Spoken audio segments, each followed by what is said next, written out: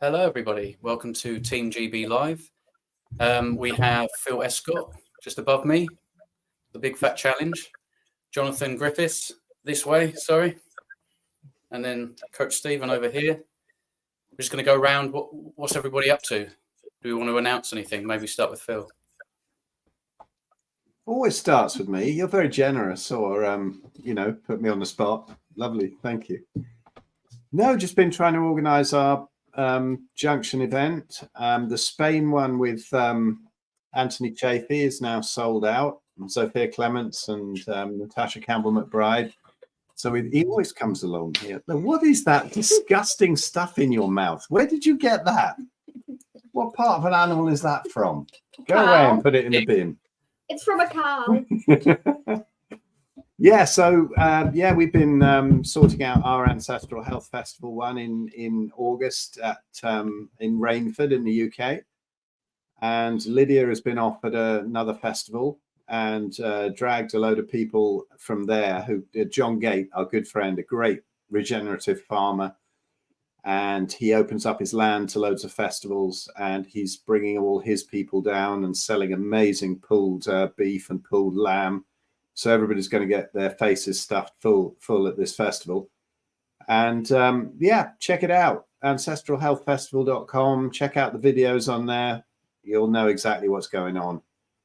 And I've got a whole load more to organize. Fire pits, wood to keep the fire pits going. I'm not grown up enough for this sort of stuff, but it'll all come together in the end. It'll be fantastic. Music, everything. Stephen is doing a stand-up comedy routine. He told me this morning. No, he's not. But we have an open mic on the Sunday night with a load of music. Daz Band on the Saturday night. I'll be playing drums at both of them probably. And I'm going to see if I can get Stephen up to do something, because he was winding me up this morning. So, do you ever have a keyboard up there on stage or no? Yeah, absolutely. Yes, mate.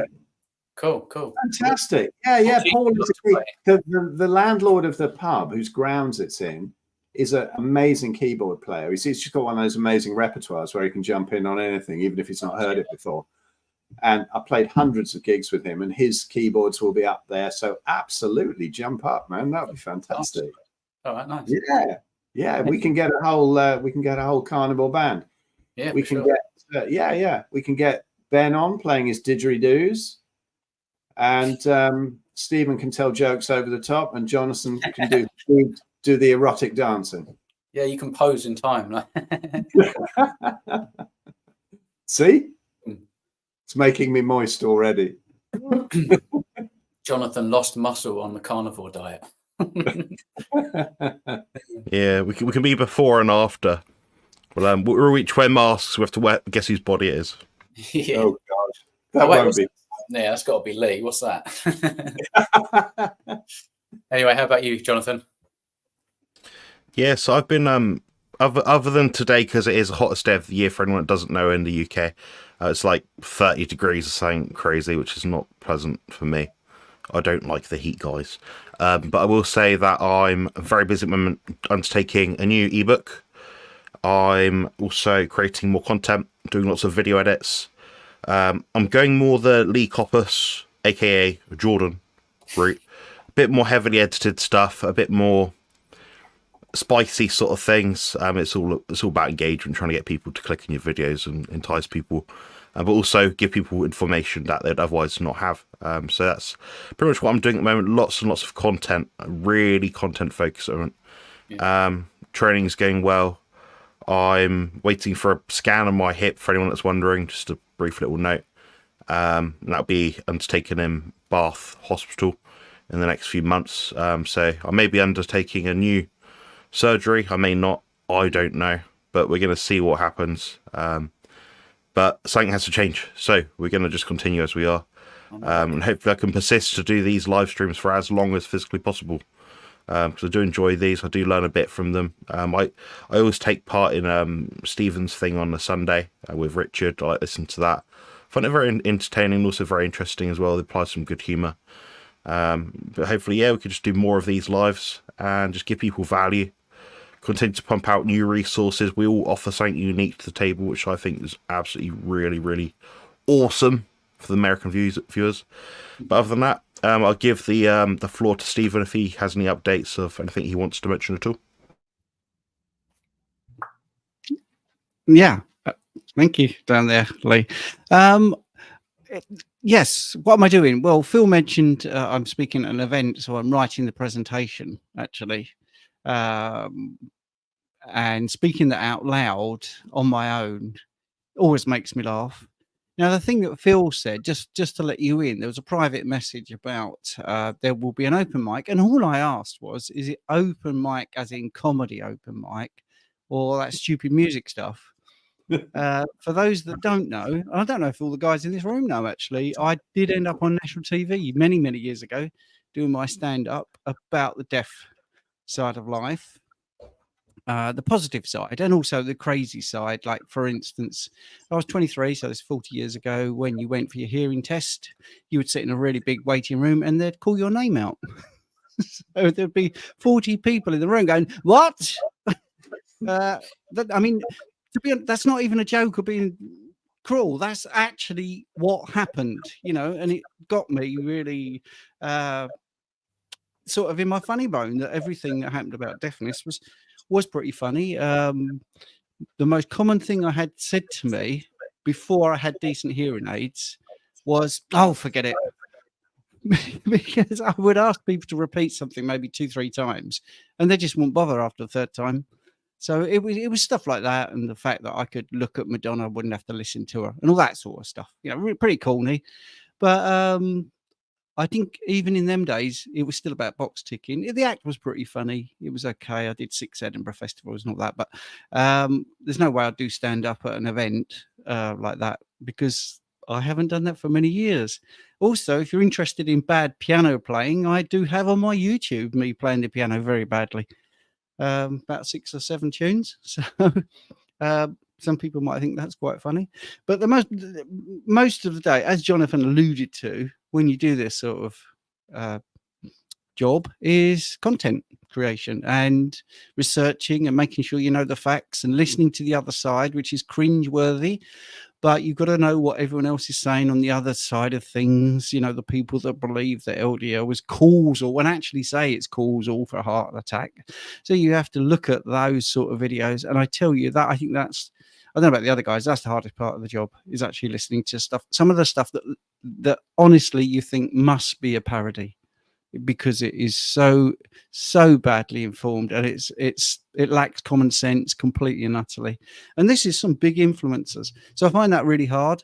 I am toying with the idea of doing different videos where we look at videos like that, not do the Bart thing where you call them this, that, and the other, and effing and jeffing, which is great, by the way. I love Bart, but just going through it and saying, right, he said XYZ. Let's look at the common sense of this. So not doing what Lee and Jonathan's doing, because I think the high editing stuff is excellent. I don't know if I've got the equipment or the time to do it really, or the skills, but I think if I could just have a video up and stop it every so often and go, did you hear what he said? I mean, I can give you a real example. Years ago in diabetes, many doctors, honestly, many doctors believed that because the patient was urinating out sugar, they honestly thought that person must be low in sugar. They honestly thought that. And they thought, we need to feed them more sugar because they must be low in sugar because they keep urinating it out. Yeah, look, smiles. But this is documented. This book here, Elliot Jocelyn, he was the granddaddy. He was a granddaddy of diabetes, sort of 1920, 1930, 40, 1950. His own mother, he was quite a good record keeper. His own mother was patient number 8. And patient number 8 lived a really long time. And Elliot Johnson didn't believe in a high-fat diet. But his mum was on a high-fat diet. So you start to look at this and you think, wow. And it wasn't malicious. She was old school. She'd been taught that a high-fat diet would help her diabetes. So she followed it. That's right, Lee, you're excused. And that's what happened. His mother lived longer than all of his patients. She was on a high-fat diet, but he still advocated to not have a high-fat diet. So he was so indoctrinated, literally, in the sense of the word there, that even the experience of his own eyes, his own family, he still wouldn't advocate the proper way of eating. I find it gobsmacking. I really do. So I think that's probably a bit of a downer. Sorry, but that's what happens. You find things out that you just can't believe. You just think, wow, where's the sense? Where is the sense? So that's been my day, Jonathan. Sorry. Yeah, nice one. Yeah, I mean, Lee and I speak quite a bit off air, and we spend hours listening to podcasts and videos just to narrow down and margin out all the crap.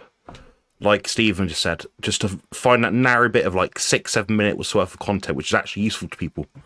It takes forever. It absolutely does. I'm not the best at speaking off the cuff. I'm best at kind of having some bullet points in my head sometimes and kind of going around sort of things.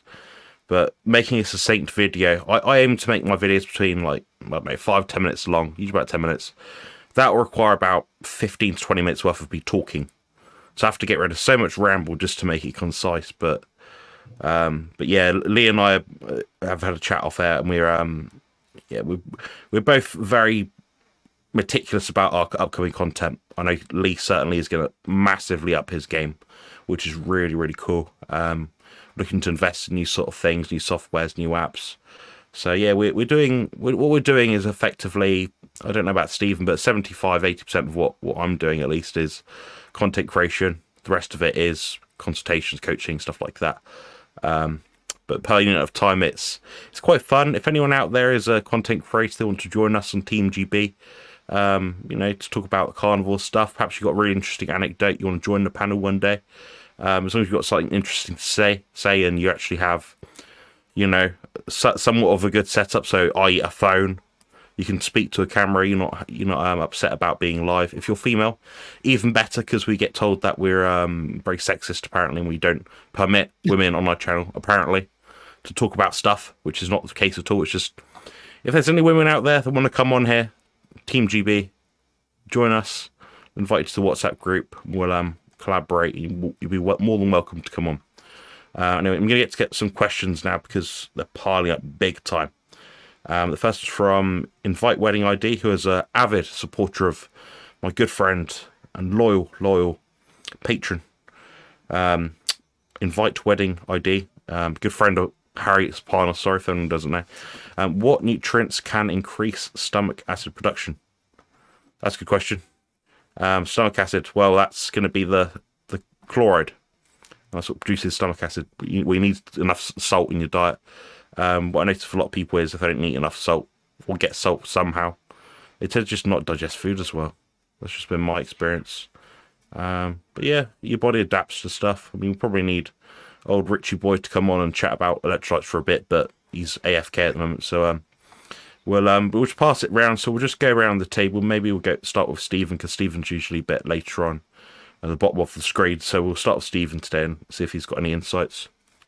I like to be at the bottom. Right. So, if it's someone from Harry Soprano's group, then he was expecting us to say taurine, which definitely is one of the nutrients.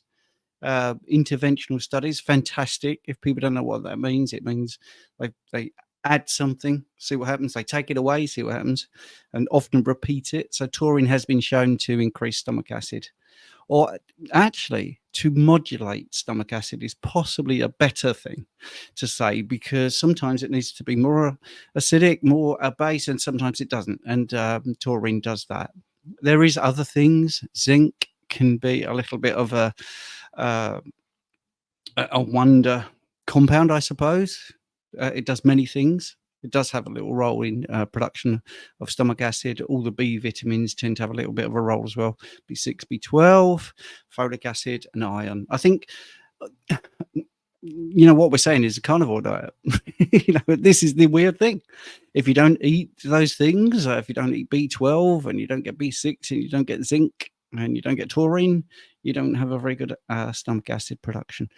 I would also say under eating is a bad thing to do. Just make sure you eat enough. Yeah, great advice for sure.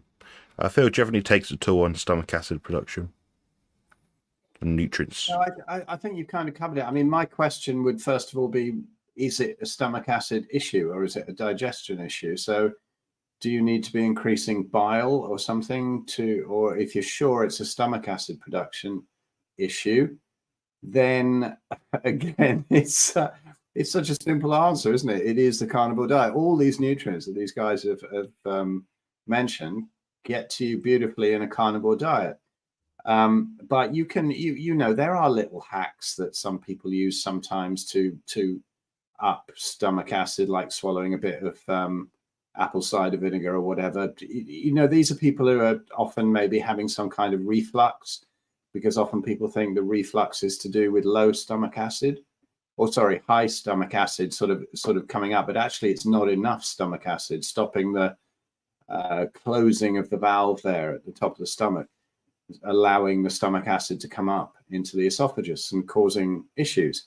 So yeah, sometimes that can be a little bit of a fix, but I just think, you know, just eat our ancestral diet and these things tend to sort themselves out in the long run. If you do have reflux issues and you might have slightly low stomach acid, then maybe don't eat too late at night.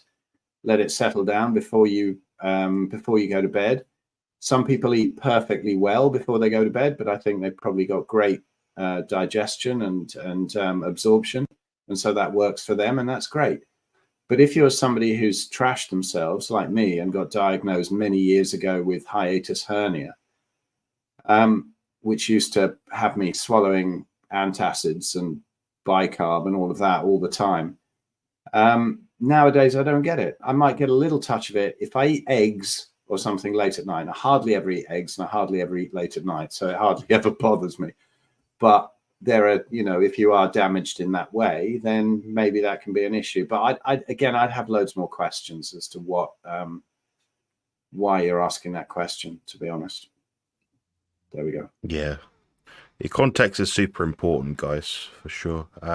Lee, do you have any take on stomach acid production? You're the digestion guru here. Yeah, no, I would just stress the importance, at least in the beginning, if you're not used to consuming this kind of diet, you know, you're usually gravitating towards sort of high carbohydrates and plants. I would just transitioning slowly and just be liberal, salt to taste, but on the liberal side in the beginning, I think will definitely help. You know, after a while, when you become adapted and you're eating and you've got your routine down, you can kind of back off the salt if you don't want the salt. A lot of people do that, like Chafee does it. You know, he doesn't have any salt. Other people have experienced a better kind of outcome, just not adding any salt whatsoever. But I think now you're in a position where you can eat without the salt, you know. But I think in the beginning, definitely salt to taste. Yeah, solid advice. Move on to the next question. How to properly recover after a gym session? It's almost like every answer we have, guys, is like carnivore diet, go to bed at night, sleep well, be grounded as long as possible. There we go. We've done the Q&A. There we go. We can close off now. Good night. See you. Bye. Yeah, that'd be it in a nutshell. I would find a way to measure your recovery. That'd be the most important thing for me. So any intervention that you do make, you can actually track. A lot of people will say, oh, my recovery is not good, but it could be not so much a systemic recovery problem. So it might not be that you're always tired or always weak. And it should be the body will give you enough warning signs if you listen to it. That's the thing. So one thing I like to do is actually do my grip strength test in the morning. So I'll actually feel like my strength in the morning, like a grip saying like, I'm not feeling strong today. And like, how's my get up and go? Do I get up out of bed with, well, I never get out of bed with a bit of spring in my step, but if I did, you know, that'd be a good indication of my recovery status. There's so much to it, the hydration side of it. I think you need to find a way to measure it more than anything. I would need to know how you're recovering based on what measurements you're using to measure recovery. So I'd look at that rabbit hole much before anything else, assuming you're doing the carnivore diet and all the things that I've just mentioned. But there's 1,000,001 different recovery hacks that I'd probably suggest. Eat enough food. That's an obvious one. don't train on consecutive days if you go to the gym. I don't really ever do that much anymore. Sometimes I'll do it if I feel a bit masochistic. I'm like, yeah, I just want to go to the gym today and hammer some arms or legs or whatever I've got in the training session that day. But largely speaking, I train every other day. And I think sometimes I can even benefit from just 3 sessions a week.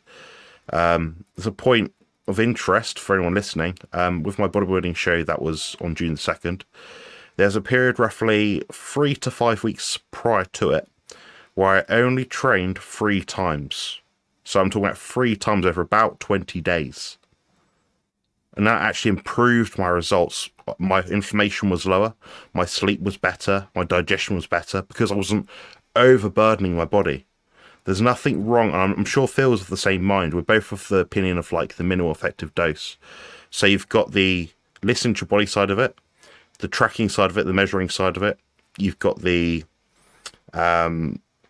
minimal effective dose side of it, what you're doing in the gym. Look at all those 3 things, pull each lever individually and see what gives you the best benefit. Now, it depends what your goal is before you're trying to sort of change anything. If your goal is to become very fit, you're not going to become very fit doing 1, I don't know, gym session per week.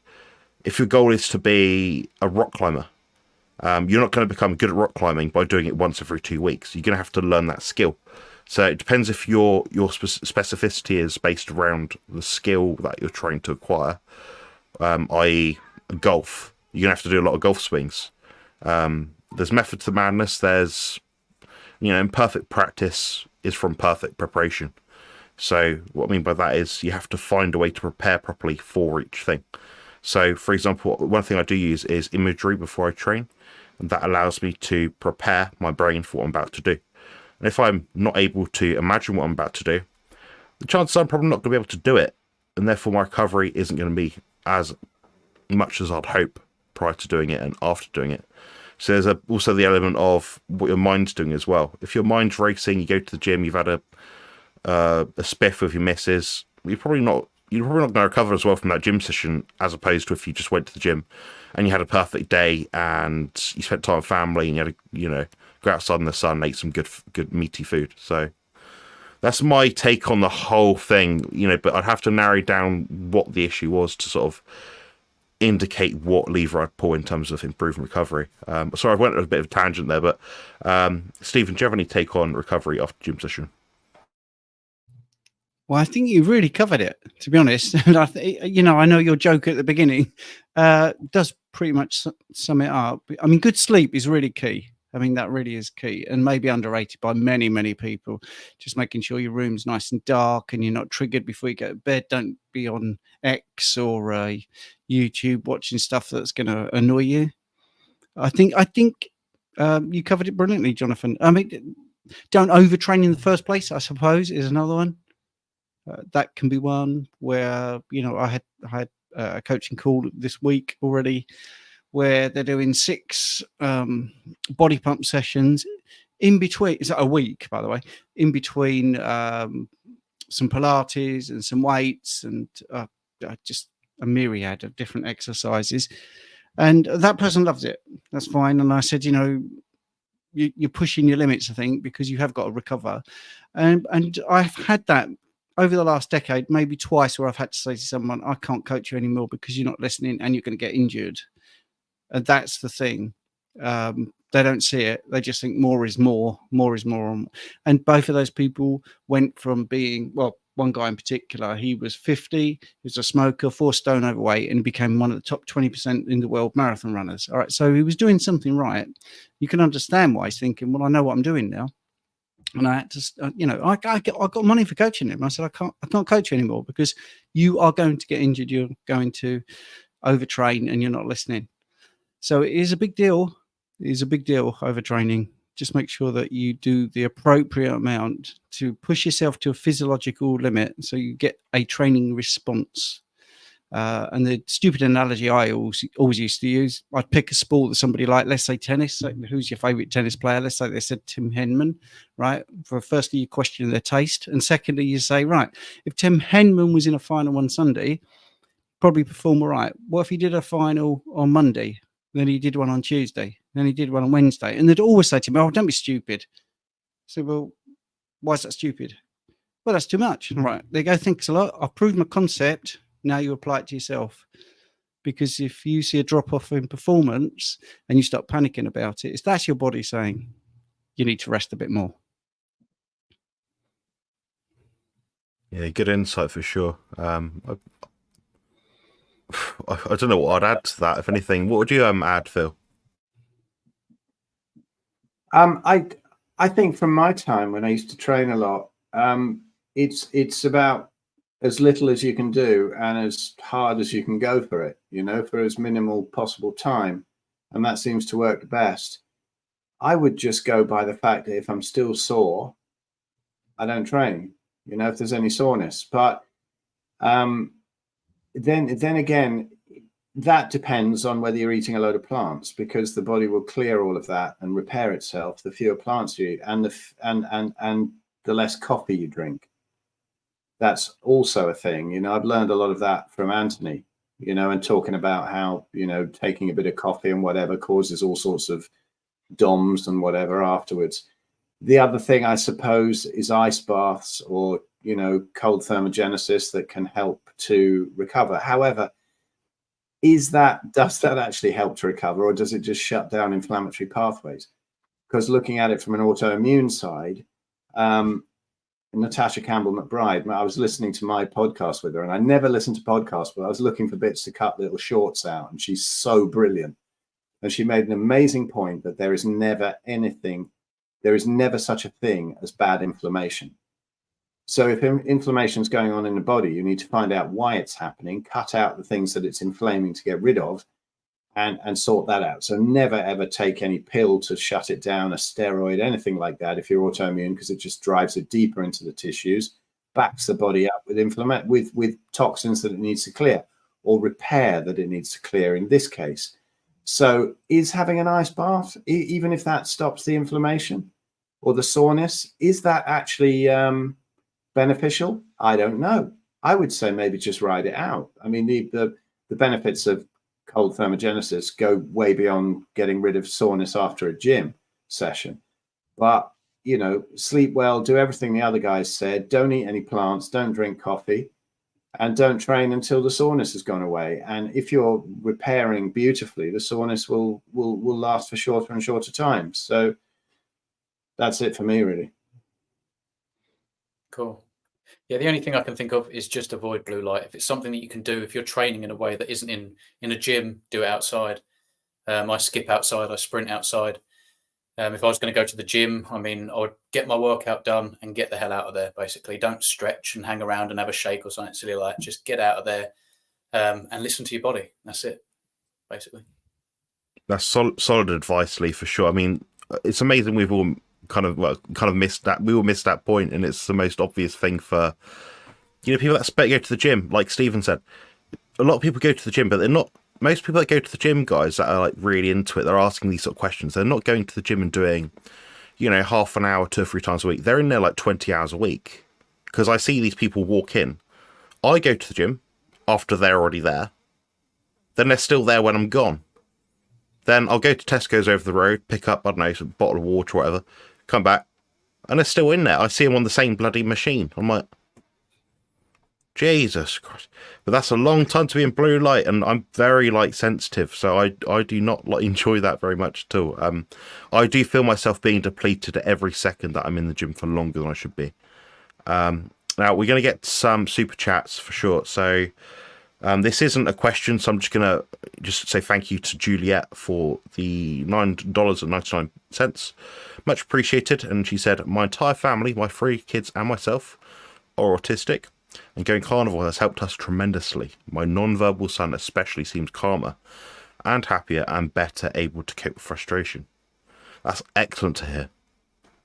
That will make a huge difference throughout their lifespan, and if they can maintain this way of eating for longer, I am all for it. So I appreciate the super chat, and we'll absolutely commend you for doing your duty as a mother, for looking after your children and giving them the best start in life. Very, very, very good. Now, the next one, another super chat. So, guys, we are going through this in order that they come up. If you do have a super chat to leave us with a question, just leave it in the chat to any of our channels. We'll get to that succinctly. We've got about 2 more super chats to bring up, so I'll try and get to the point and just get to them. So this is from Paul. Once a week, man. I've started running 3 to 5 kilometers once or twice a week. Do you think this is beneficial, or could it be harmful? You kind of know my take on cardio and stuff like that. I think if it hurts your knees, don't do it. If you're fit and healthy and you're recovering well, you're sleeping well, it's not driving appetite to the point you're craving additional food that you probably shouldn't be eating. I don't see an issue with it personally. It's 3 to 5 kilometers. What's that like? I don't know how long that is. 30, 40 minutes running. I don't know. But I could be way off. Yeah, that's right. 30, 40 minutes. I don't see a problem with it personally. Ideally outside. Don't run a treadmill, guys. It's daft. I mean, seriously, don't. Like, it's daft. Why would you do that? There's a pavement outside. If you don't want to run the pavement, run the grass. Run even better, run along the seafront, the coast. Grounded. I think it's a better option. Do you guys have a take on the amount of like running we should do each week? Do you have any sort of like, oh, this is a good idea, this is a bad idea, or what would your limits be? I think the problem is it's a very vague question, because can it be harmful? Well, if you've got problems with your knees, then it might be, but it could also be beneficial. I think we need to know a lot more sort of medical history, but as an average person, I can't see it being harmful. But I absolutely agree. If you can run on the grass, or you can run by the coast, that's going to be so beneficial, because you're outdoors, you're not in front of blue light, you're connecting with the ground, and you're moving. So yeah, in the main, I would say more beneficial than harmful. But you still have to be, we've got to remember, we're not just answering this one person. There's many people watching. So if you've never run before and you think, well, that sounds good, I'm going to start doing that tomorrow, then you've got to build up to it. So just being sort of sensible and responsible. If you've never run before, don't think, well, I'm going to go and run 3K tomorrow or 5K because those guys said it was beneficial. You just build up to it.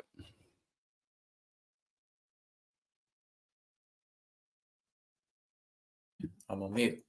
Yeah, again, I think I would just listen to my body. Definitely build up to it if you're not used to it. But I think if it's slowly but surely kind of you're dragging you, it's taxing you over the course of weeks or months, then pull back and don't do so much.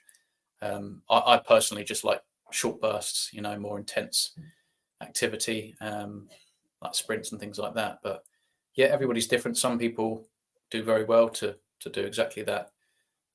Some might do better to do a little bit more or a little bit less. But yeah, I'll just listen to your body. I know.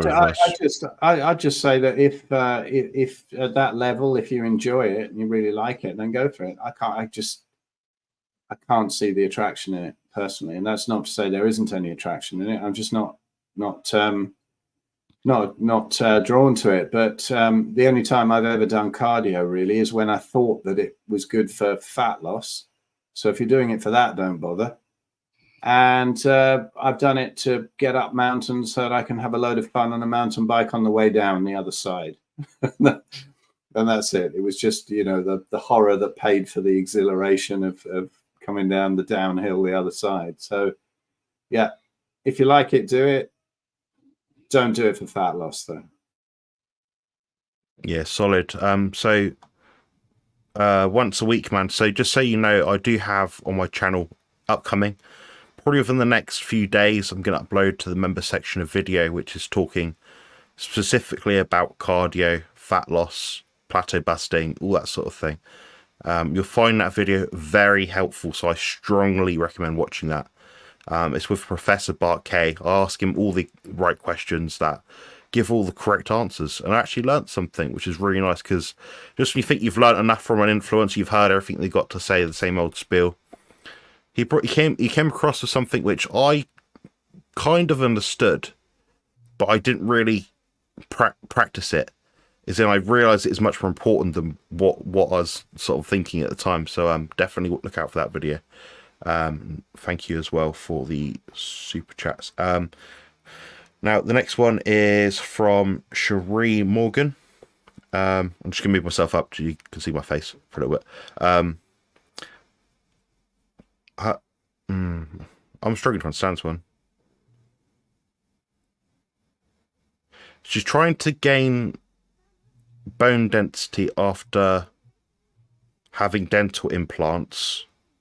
They failed last year, as in they've probably failed to be connected the right way or whatever. I'm about £90. Do I try to eat more even if not hungry? That's a good question. Now, I'm sure we've all had conversations with people on this panel, with people that follow carnivore diet and they lose their appetite, their hunger's a bit lower. And largely speaking, I think usually there's a reason for that.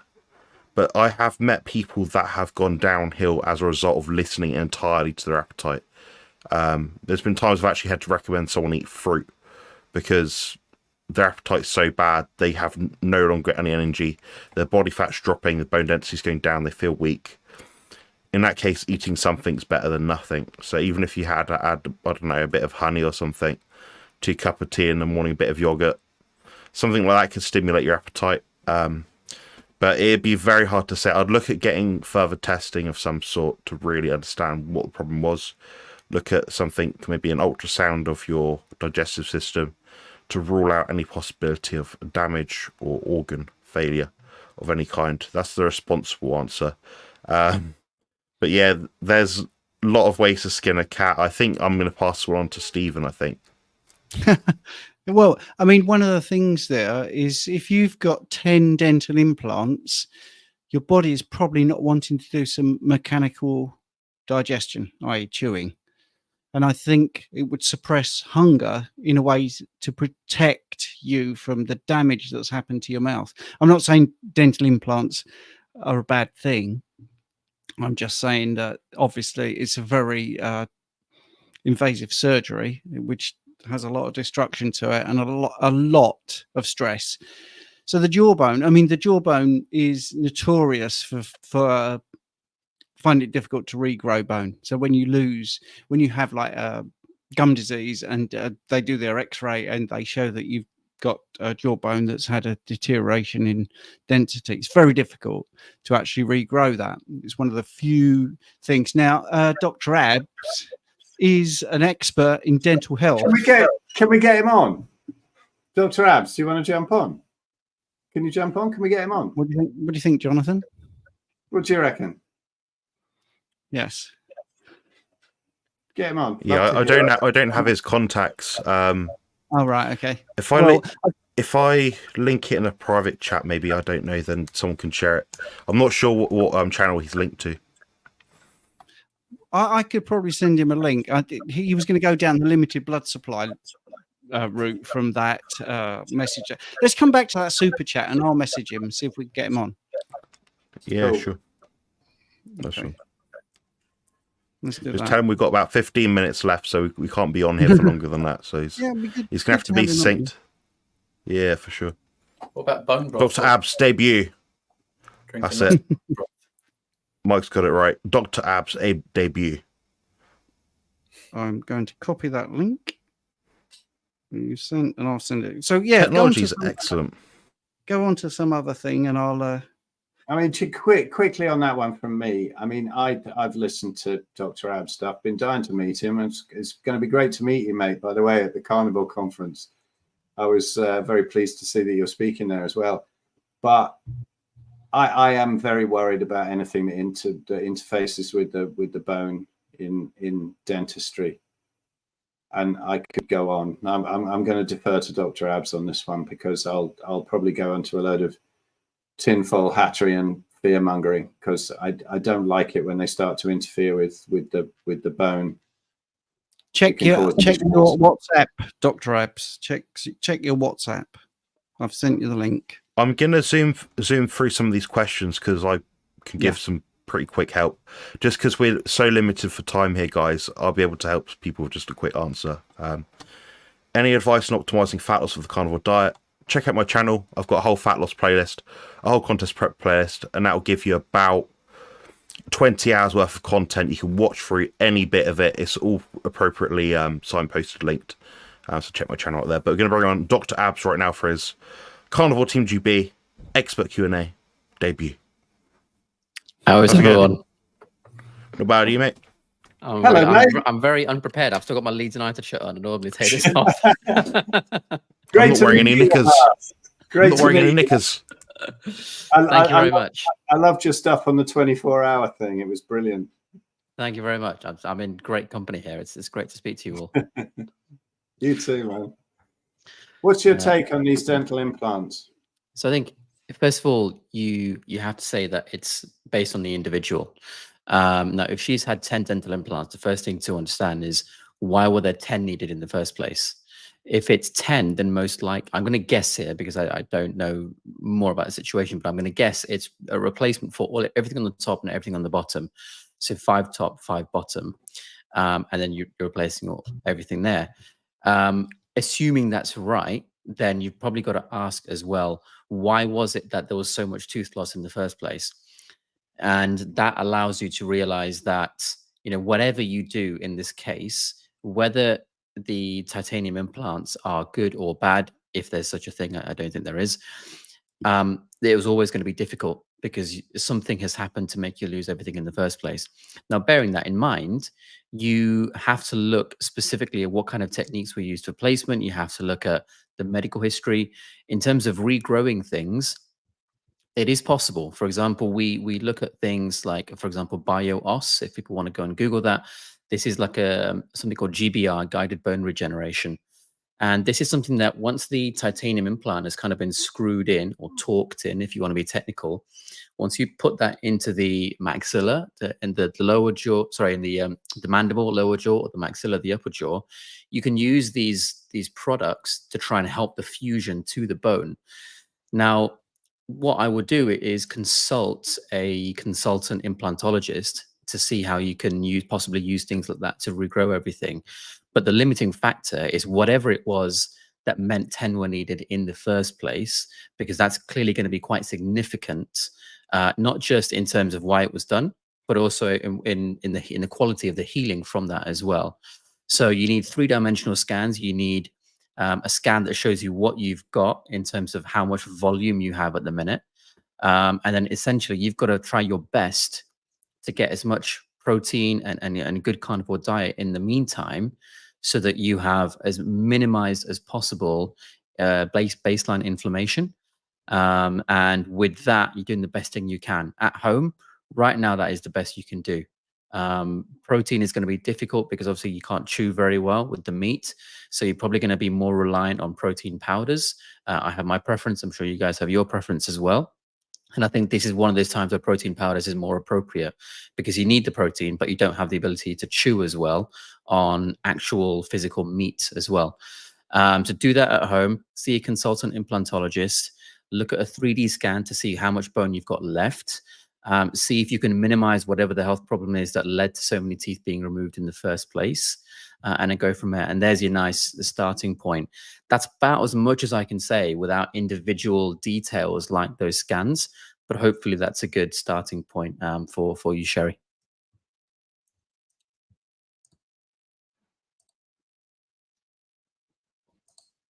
Excellent. Solid advice. Boom. Boom. Now we know where we're at. Excellent. Should we do some more? Should we do a couple more questions? Yeah. We've got a bit more time left. Stephen, are you able to see the starred chat at all? The starred chat, yes. Which one should we do? Well, Carsten is asking about calcium. Do you want to do that one? Because that's an easy one to answer with my little joke. Sure. Okay. Oh, yeah, Calcium. that one. Yeah, calcium on lion, just beef and liver seems very little, possibly a problem. Well, lion, there's a clue. Lionesses produce milk, which needs a lot of calcium. I don't see any lions with calcium supplements. So lions can produce enough calcium to make their bones strong and produce milk for their young, and many mammals can. We've eaten this way for 350,000 years. Absolutely. And my talk at the ancestral health thing is going to be about stable isotope testing, showing that humans have eaten this way for 350,000 years or more. Dr. Abs will like that. I will be talking about teeth being one of the big things we use to analyze what we've been eating. And it's never been a problem. It's never been a problem because we're all here. We've all got skeletons. And the only time it starts to be a problem is when you eat the wrong way. So if you eat a species appropriate diet, then calcium is not going to be a problem. Right. And I'm also going to add in, over a decade of doing private blood tests for people on keto, carnivore, low carb, and vegan, vegetarian, standard Western diet. Calcium is one of the few things on the biochemistry that is not in range, because the way the body manages the electrolytes is absolutely second to none. It's so tightly regulated. It's one of the few things I've ever been worried about. Like I say, in decade of bloods, I can't even remember saying to someone, your problem is calcium. It's very difficult to test as well. I think calcium is a bit like magnesium in the sense that most of the storage of this hard mineral is actually in hard tissues. And when you're using methods such as serum levels, you're not getting a true representation because it's not meant to be in the serum. So all you're measuring is how much is in the wrong place. So it doesn't tell you how much is in the right place. And if you do find things in the wrong place, it still doesn't change what you do, which is to still stick with the carnivore diet. Because if you're having the animal fat, you're going to have adequate amounts of MK4 and MK7 in your diet. And assuming you have adequate gamma carboxylase activity, you can inhibit the nucleation process, which means calcium grows crystals in the soft tissues. And you can maximize that crystallization process in the hard tissues. So even if someone is worried about calcium, the key message I would say is it doesn't change what you do, so there's no need to be worried. And you can do a better test, by the way. You can do an ionized calcium test, which is a bit more nuanced for the very reason Dr. Abt just said. Yeah, I've seen it back in my veggie days, and then I had some blood tests. There was a whole load of calcium flying around, and I ended up at some parathyroid specialist in London trying to track down what was going on. When, thinking, oh, great, maybe I've got a little tumor on one parathyroid. They can rip that out, and then they can sort all the calcium out. I'm never going to have another joint pain. I was so naive. As he said, there's nothing wrong with any of that. It was just something wrong with what I was eating. And then after going carnivore, I've had the same kind of tests, and I've seen no issues whatsoever. I've seen calcifications disappear in arteries, all that kind of thing. And once you get onto your ancestral diet, then the calcium just goes into the right places in the body rather than the wrong places. And that's it. It's real simple. Yeah. I must be the only person other than about 3 people in the chat right now that seem to require more calcium. I've tried the line diet before, 2 or 3 times for stints. I can do it for 3 days, then my anxiety goes right up. My body does not feel good. My blood glucose goes all over the shop. But what I did notice was I tried it again. So I pretty much just did meat. So meat, no dairy at all, not even butter. But I supplemented with Richard's BHB ketone product, which has calcium in it. Oh, it's fine. There we go. So it's shown cause and effect. The calcium seems to be the problem for me. I need to eat calcium in my diet, and whether it be through sardines, bone broth. I made a video recently about it, or I've made a video on dairy recently on the carnivore diet, amongst other things. But it was interesting. Our genetics seem to play quite a large part. I mean, speaking about what Stephen just said about the Ancestral Health Conference and the N15 isotope data testing, that sort of thing, I would say that if our diet is, I mean, everyone's free to disagree. I'd say if our diet's about 70-80% meat, which is what the N15 data's proposing, and the rest of it is made up of animal foods, ideally with whatever that might be, so whether it be fish, eggs, dairy, what have you, I think you're doing pretty well. And obviously the genetic polymorphisms obviously impact that quite a bit, so that probably tells me I just need a bit more dairy than some people. But then there's going to be a proportion of people that just don't need extra dairy, I know Richard always says, I don't really eat dairy. It makes me feel crap, this, that, and the other. So, some people could do it, some people don't. Somebody who's autoimmune, I feel way better without any of it, not even a tiny bit of butter. But Jonathan, it sounds like maybe you need a wet nurse. Or I need to get off the milk. Maybe perhaps if you eat a ton of soy, you could start lactating yourself, and then you'd be sort of self-feeding. My own production. Yeah, that's my sensible advice. And get like a hat with it, get all kitted up. Let's Let's not drop the tone too much. We've got Dr. Abs here.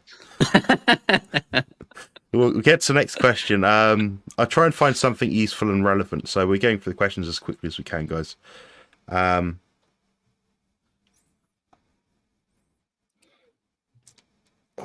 There's not much we can really dig into with the time we got left. I think Here we Sherry go. mentioned something. Oh, no, there we go.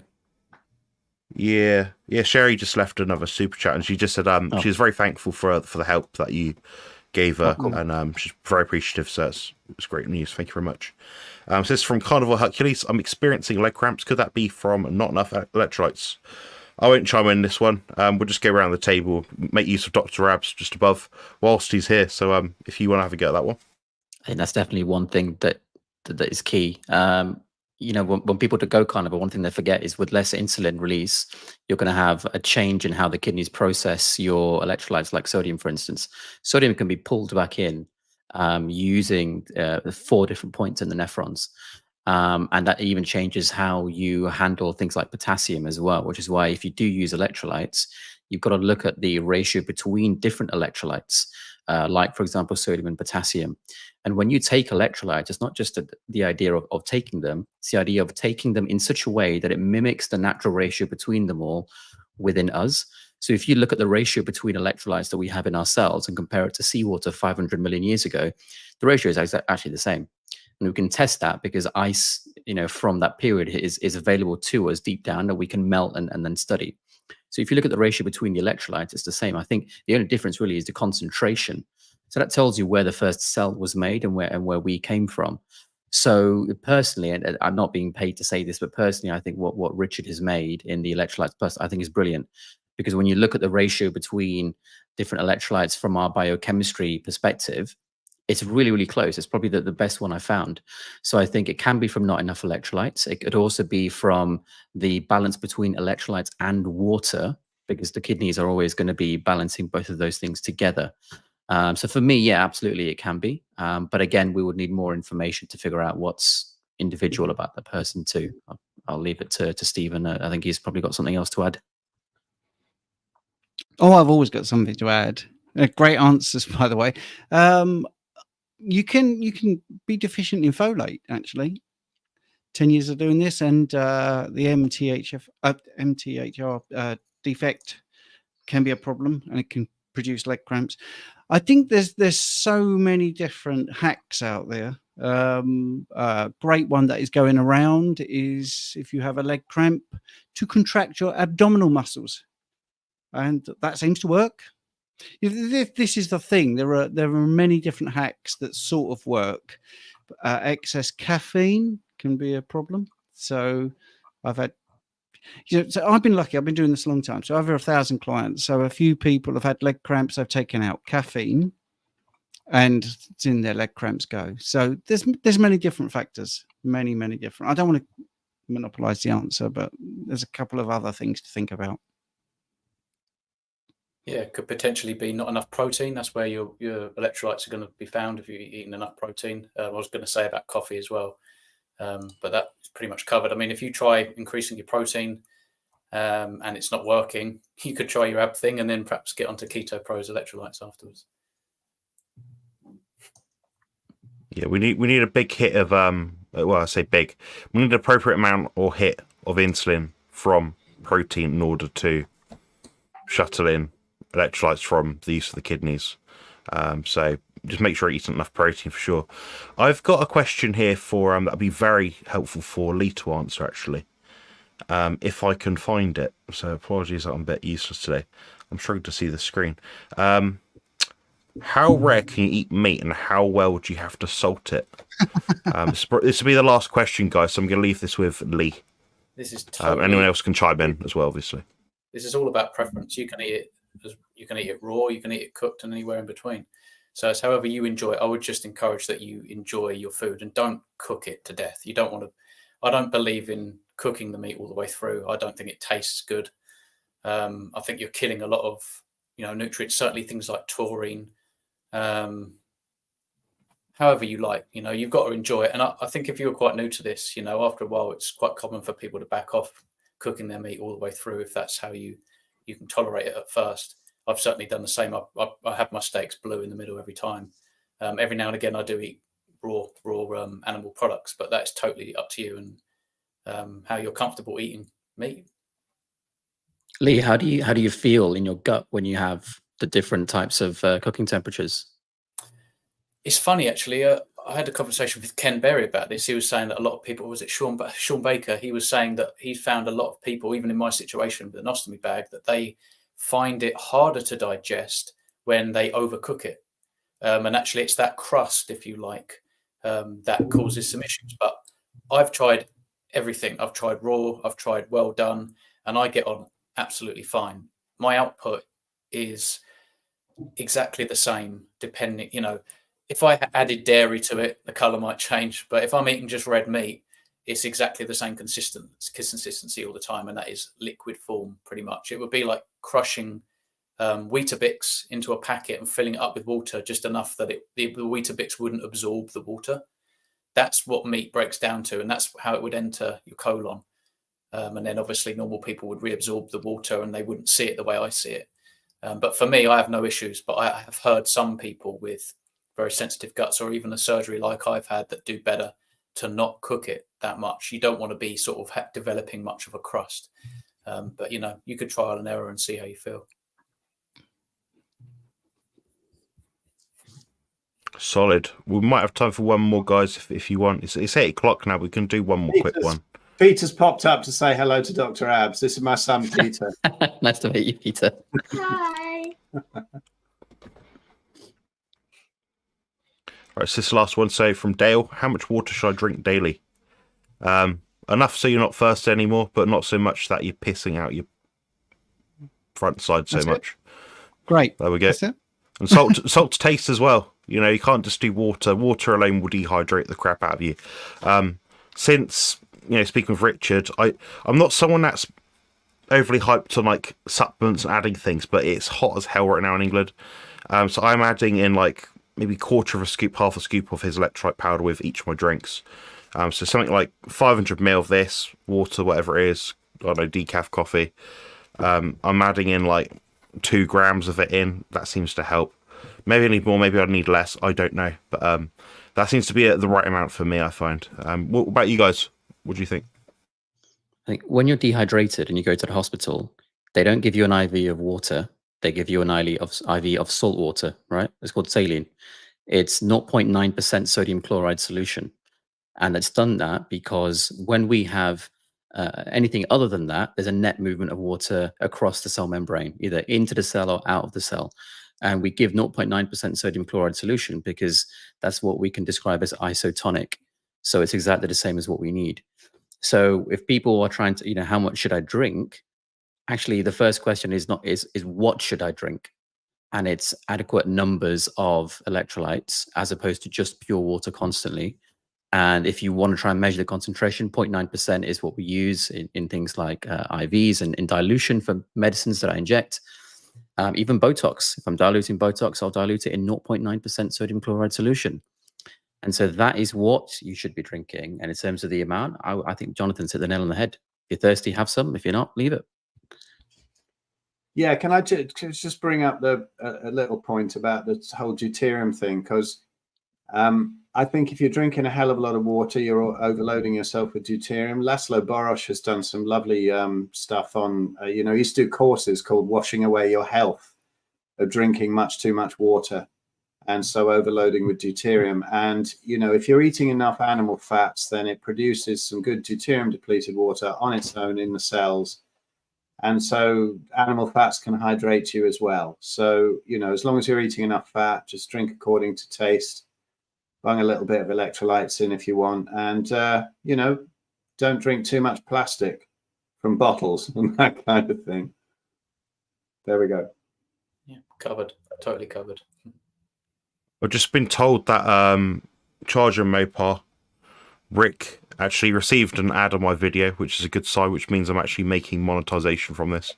I don't put it on the highest setting, guys. So for anyone else that about ads on my videos, I put it on the lowest settings so you guys have the easiest accessible user experience. But I also would like to get a few coins, so I typically make about £2 for each of these live videos, which I think is tremendous value. Tremendous value. I Cheers, get, guys. I get like vegan food supplement stuff coming up on my channel. It's great. Yeah, like why food and this is food and stuff like that, which it isn't, obviously, just horrific brands, but you know, whatever they want to do. Oh, Dr. Abs, you have a YouTube channel. I need to bear with me. I'm going to give you. I didn't even realize you had a channel. I'm going to give you your You sub. said I don't think it's sorry. Did you send me an email a while ago? I did, yeah, I did. I was just fascinated by your story. Because I get lots and lots of just, we want to push your channel, we want to sell, sell our Yeah, I get product. the same. So I'll go back and check and reply to that. Oh, don't worry, don't worry. It's not. I don't think my channel is as interesting as your guys, but I'm still a baby in this world. Oh, don't, man! I've been watching it. It's some amazing stuff. Honestly, Oh, thank you. I have no idea how I didn't see it before. And then you came up on that 24-hour thing, and then I kept seeing you in the chat, and it was like, Dr. Abs, is it abs? Is it? He's got great abs or something. and then you popped up, and I think you jumped in for Sean when he didn't turn up or something as well, didn't you? Yeah. And I'd done my bit, and I was listening a little bit here and there, and I thought, hold on a minute, this dude's a star. And I sat down and watched it. And no, really amazing stuff, man. Blown away. Thank you for Thank you very much. Thank you. Appreciate that. Great stuff. Great stuff. Yeah, so for anyone that's not subscribed to Dr. Abs, if you just type in Dr. Abs, as it shows on the screen right now, you can also see his website there. YouTube channel is just Dr. Abs as it comes. He's got 60,300 subscribers, 185 videos. You can find him there. By the looks of things, you specialise in a lot of biochemistry, skin health, doctory stuff, blood test stuff. So yeah, really interesting. I mean, I'm looking for this thinking, this is good content. I might watch some of it now. Thank you. At dinner time. I don't watch many channels anymore because it goes over my head a lot of this stuff. But yeah, check it out. My mum would be well into it. She's a aesthetic technician, so she nice. understands a lot of the skin stuff. So that'd be quite cool. Yeah. So I get her on to watch her stuff. Amazing. Lee, do you want to wrap it up? You're our host today, so here we go. Thanks for joining us, and appreciate Dr. Abs joining us as well. He smashed it tonight. Great information. Nice to meet you. And we shall see you next Tuesday, 7 p.m. UK time. Don't miss it. Cool.